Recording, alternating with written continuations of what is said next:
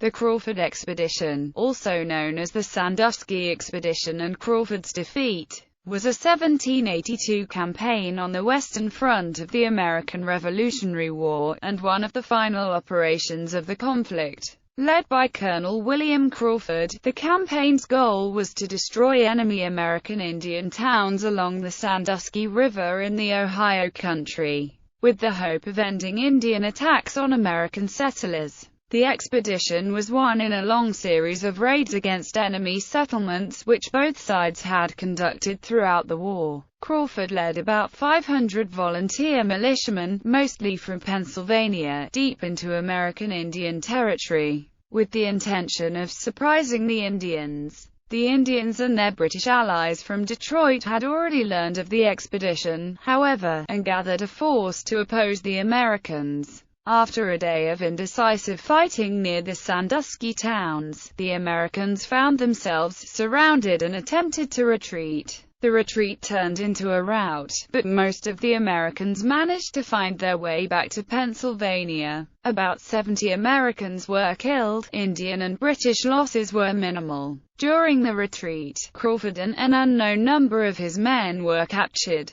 The Indians executed many of these captives in retaliation for the Gnadenhutten massacre that occurred earlier in the year, in which about 100 peaceful Indians were murdered by Pennsylvanian militiamen. Crawford's execution was particularly brutal. He was tortured for at least 2 hours before being burned at the stake. His execution was widely publicized in the United States, worsening the already strained relationship between Native Americans and European Americans. Background: when the American Revolutionary War began in 1775, the Ohio River marked a tenuous border between the American colonies and the American Indians of the Ohio Country. Ohio Indians, Shawnees, Mingos, Delawares, and Wyandottes were divided over how to respond to the war. Some Indian leaders urged neutrality, while others entered the war because they saw it as an opportunity to halt the expansion of the American colonies and to regain lands previously lost to the colonists.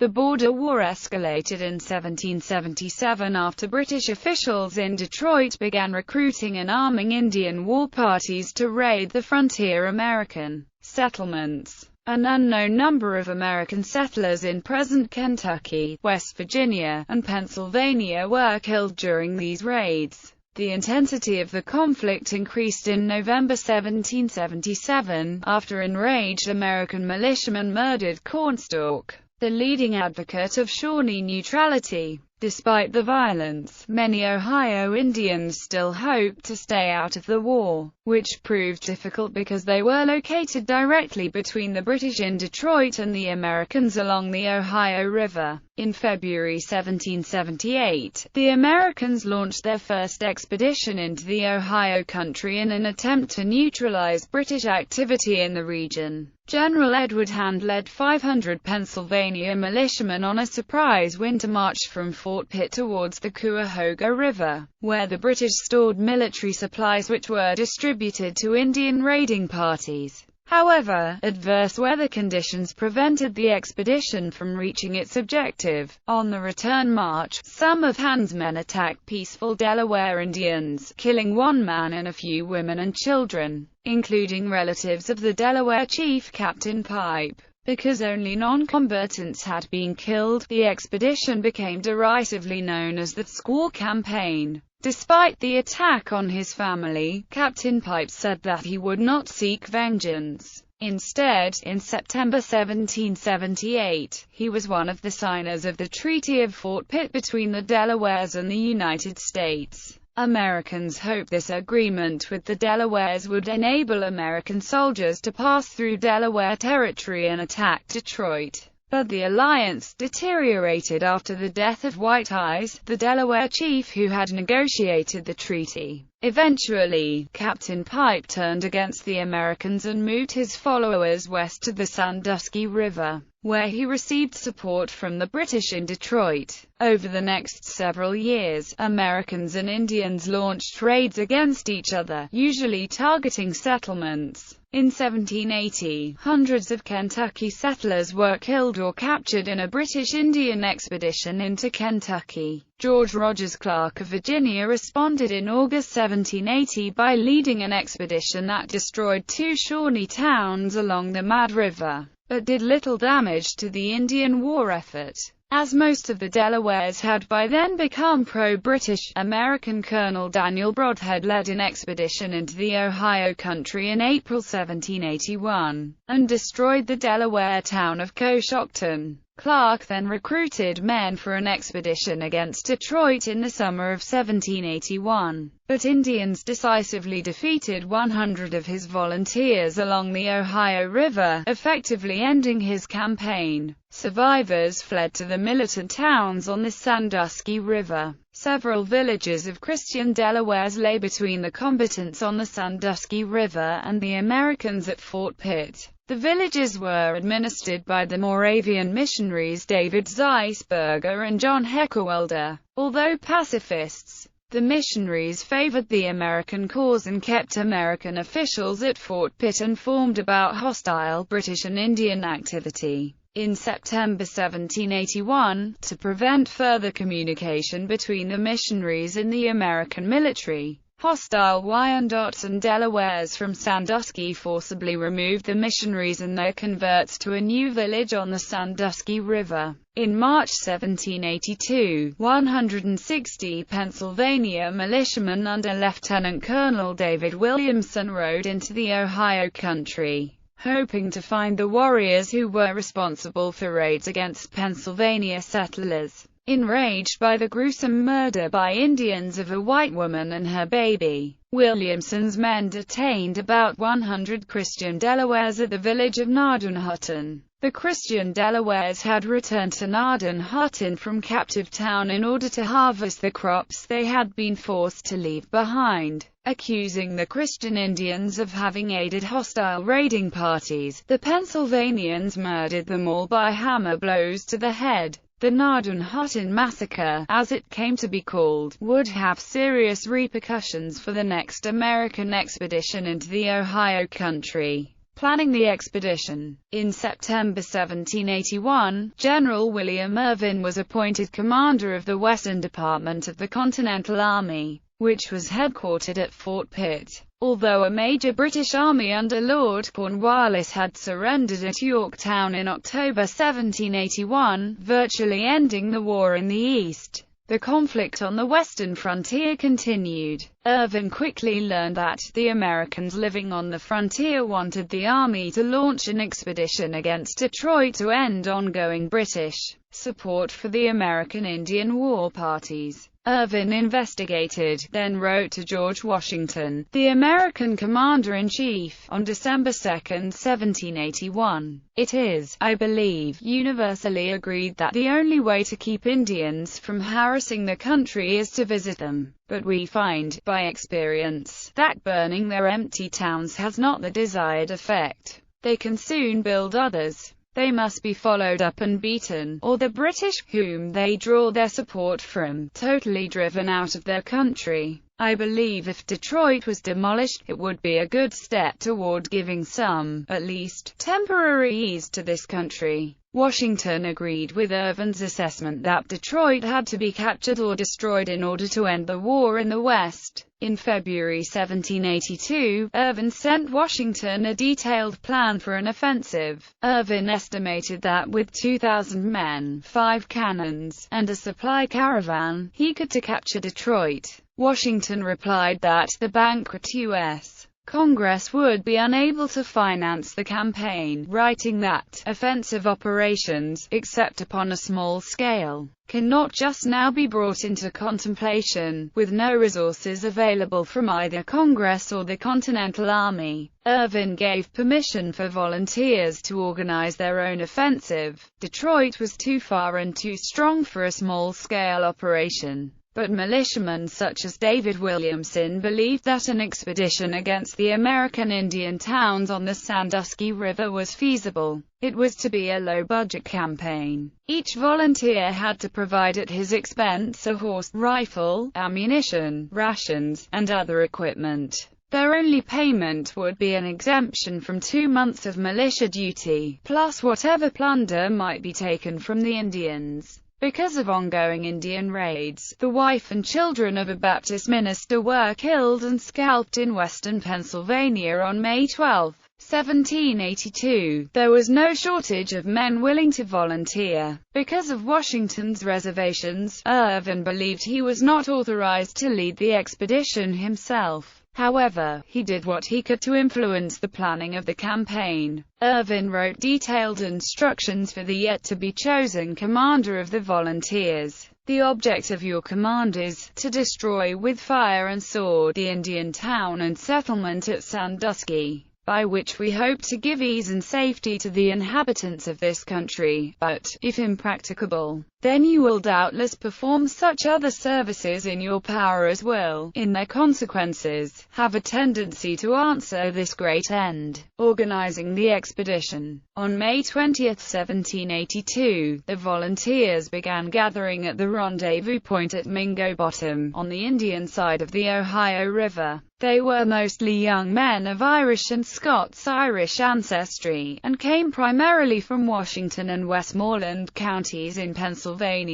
Many were Continental Army veterans. The exact number of men who took part in the expedition is unknown. An officer wrote to General Irvin on May 24 that there were 480 volunteers, although additional men may have subsequently joined the group, bringing the total to more than 500. Given the daunting nature of the task ahead of them, many of the volunteers made out their last wills and testaments before leaving. Because this was a volunteer expedition and not a regular army operation, the men elected their officers. The candidates for the top position were David Williamson, the militia colonel who had commanded the Gnadenhutten expedition, and William Crawford, a retired Continental Army colonel. Crawford, a friend and land agent of George Washington, was an experienced soldier and frontiersman. He was a veteran of these kinds of operations, having destroyed 2 Mingo villages during Dunmore's War in 1774. He had also taken part in the failed Squaw campaign.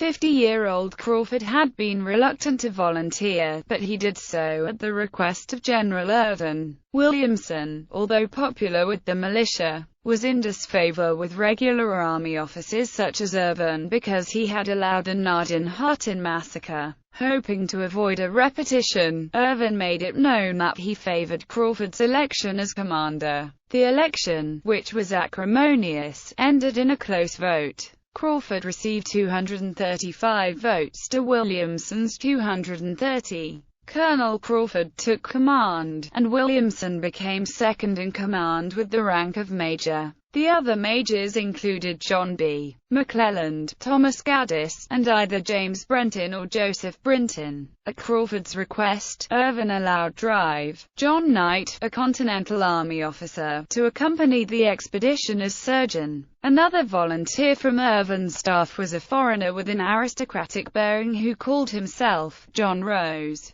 Rose asked to serve as Crawford's aide-de-camp. Unknown even to General Irvin until several years later, Rose was actually Baron Gustav Rosenthal, a Baltic German nobleman from the Russian Empire who had fled to America after killing a man in a duel. Rosenthal is the only Russian known to have fought on the American side in the Revolutionary War. Journey to the Sandusky. Crawford's volunteers left Mingo Bottom on May 25, 1782, carrying provisions for 30 days. In planning the operation, General Irvin had estimated the 175-mile journey to Sandusky would take 7 days. The campaign began with high spirits. Some volunteers boasted they intended to exterminate the whole Wyandot tribe, as was often the case with militia, who were poorly trained amateur soldiers. There was difficulty maintaining military discipline. The men wasted their rations, and often fired their muskets at wild game, despite orders to the contrary. They were slow to break camp in the mornings, and often failed to take their turn at guard duty. Crawford also proved to be a less capable leader than expected. Rose wrote that Crawford in councils speaks incoherent, proposes matters confusedly, and is incapable of persuading people into his opinion. The expedition often halted as the commanders debated what to do next. Some volunteers lost heart and deserted. The journey across the Ohio country was mostly through woods. The volunteers initially marched in 4 columns, but the thick underbrush compelled them to form just 2. On June 3, Crawford's men emerged into the open country of the Sandusky Plains, a prairie region just below of the Sandusky River. The following day, they reached Upper Sandusky, the Wyandotte village where they expected to find the enemy. However, they discovered it had been abandoned. Unknown to the Americans, the Wyandottes had recently relocated their town 8 miles to the north. The new Upper Sandusky, also called the Half King's Town, was near present-day Upper Sandusky, Ohio, and close to Captain Pipe's town. The Americans were unaware that Pipe's town was nearby. Crawford's officers held a council of war. Some argued the abandoned village proved that the Indians knew about the expedition and were concentrating their forces elsewhere. Others expressed the desire to call off the expedition and return home immediately. Williamson asked for permission to take 50 men and burn the abandoned village, but Crawford refused as he did not wish to divide his forces. The council decided to continue the march for the rest of the day, but then to go no further. As the column halted for lunch, John Rose was sent north with a scouting party. Soon, 2 men returned to report that the scouts were skirmishing with a large force of Indians which was advancing towards the Americans. British and Indian preparations. While planning the expedition, General Irvin had advised Crawford that, your best chance of success will be, if possible, to effect a surprise against Sandusky. The British and Indians, however, learned about the expedition even before Crawford's army had left Mingo Bottom, thanks to information from a captured American soldier. On April 8, the notorious British agent Simon Girty relayed to Detroit an accurate report of Crawford's plans. Officials at the British Indian Department in Detroit had accordingly prepared for action. In command at Detroit was Major Ance Schuyler Deepester, responsible to Sir Frederick Haldimand, the Governor-General of British North America. Deepester used agents such as Girty, Alexander McKee, and Matthew Elliott, who all had close relations with American Indians, to coordinate British and Indian military actions in the Ohio County. In a council at Detroit on May 15,